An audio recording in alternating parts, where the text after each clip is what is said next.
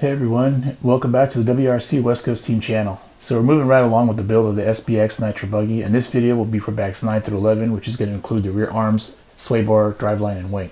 As usual, I'm going to start by getting the parts laid out and sorted and ready for the first steps. Once I get the shims trimmed off the tree molds, I get started on prepping the D-block for installation of the hinge pin pills. The kit setup puts the hinge pins on the outside lowermost position of the D-block, and then I'll secure it to the rear gearbox housing using my electric driver just to get them in, but I will hand tighten them the rest of the way. Next, I will locate the rear arms and ensure they are orientated the correct way, which is with the sway bar mounts facing forward. Since the arms in the SBX are the same left to right, you might have to flip them over to get them correct. Next, I'll grab the hinge pins and do a quick test fit into the arms to determine if I need to ream them for a better fit. But as it has been with the rest of this build, they fit perfectly the first time, and I slide them through the bores into the arms. Then I'll insert the 0.5 shims and install the specified pills into the C-block and secure it to the assembly with the 2.5 screws. I'll do a quick check to make sure the arms are not binding and move freely, and I have no issues, so I'm just going to move on to the next step. The second part of bag 9 is to install the rear sway bar, so here I'm getting the parts required for the installation prepped and ready. As I covered in the previous build video, the method I use to install the balls into the sway bar links has always ensured the sway bar operates freely and with zero bind.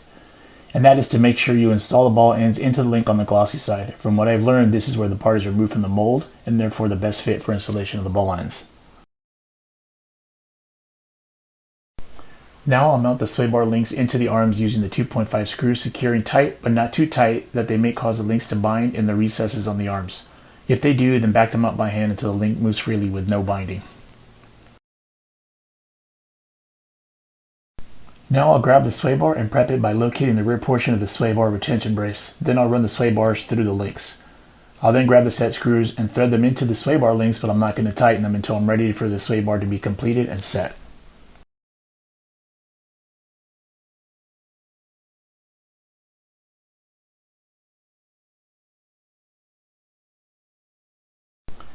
Next, I will secure the sway bar retention brace with the set screw securely to keep the sway bar firmly in place.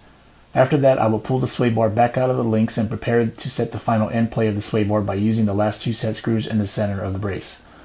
I touched on the method I used to set the sway bar by inserting the screw into the brace while I swivel the sway bar until it stops moving freely. Then I'll back it out until it does, plus a quarter turn. I will repeat this step on the other side. Once I complete that, I will reinsert the sway bar back through the end links and then set the length of the sway bar to a neutral position, or where the sway bar end is flush with the link and does not protrude on either side.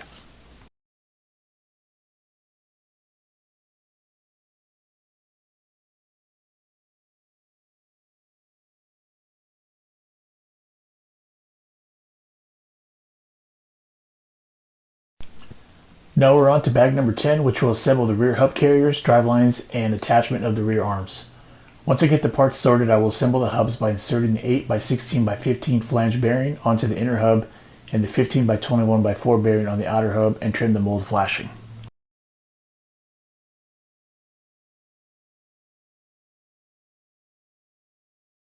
Next, I will assemble the CVA to the rear axle using the thinner of the drive pins through the hole in the CVA and axle after you get them lined up. You might have to manipulate it a bit, but the pin will seat quickly and smoothly when you do. Once the CVA is assembled, you will slide through the hub until it stops. You should see the secondary pinhole in the axle protruding out the outer side of the hub. If you don't, then the inner bearing may not be seated correctly and should be checked. You'll line up the hole in the included standard width hex with the pinhole in the rear axle and insert the thicker of the drive pins through it. Note, it should sit flush on both sides of the hex. There should not be one side of the pin protruding on the other side. Then I grab the grub screw that I cleaned ahead of time with brake cleaner and I apply thread locker to it to coat both sides of the threads. I will thread the screw into the axle until it is snug and then grab my wheel wrench that has a 17mm hex receiver that I use to hold the hex in place while I tighten the screw down as tight as I can. This step is crucial because you do not want this pin coming loose. Once you're done, repeat these steps on the other side and you should be good to go.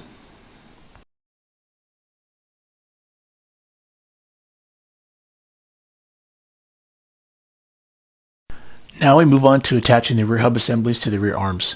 Locate the thicker rear hub spacer and install it in the rearward position as illustrated in the manual. Push the lower rear suspension shaft through the arm in the lowest position and secure it with the provided nylon lock nut. Repeat the step on the other side. Then ensure the rear drive lines are seated into the rear gearbox outdrives. Once complete, ensure the rear hubs move freely and the arm recesses, and check your assembly if they are binding. They should move freely.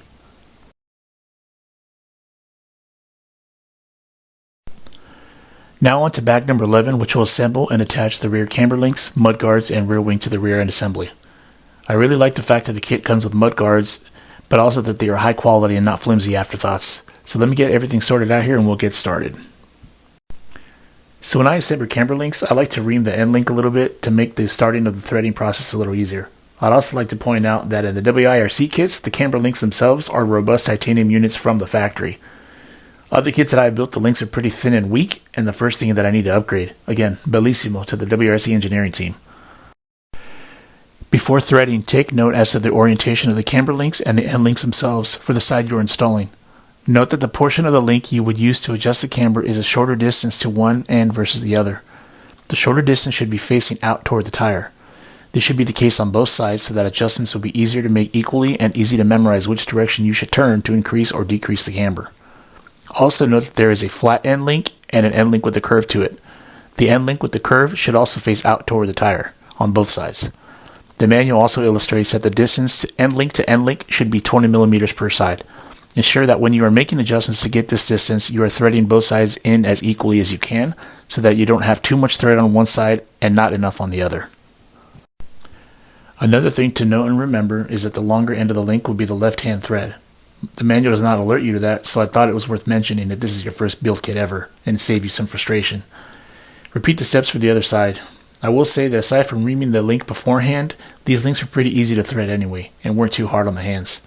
Again, having a camber link adjustment tool will also make this a lot easier.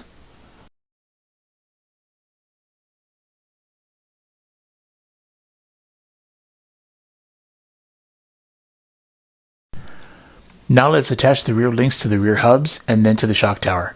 Position the rear link with the curved end facing upward on the rear hub. Then position it in the middle hole of that hub. The shim will be inserted behind the link to push it forward on the hub and secure it using the M3x28 screw and nylon lock nut. The inner link will be mounted to the shock tower on the innermost position, second hole from the top, and secured with the button head screws and nylon lock nuts. Repeat the steps on the other side. Remember to ensure the links are both facing the correct way as far as the curved ends facing outward.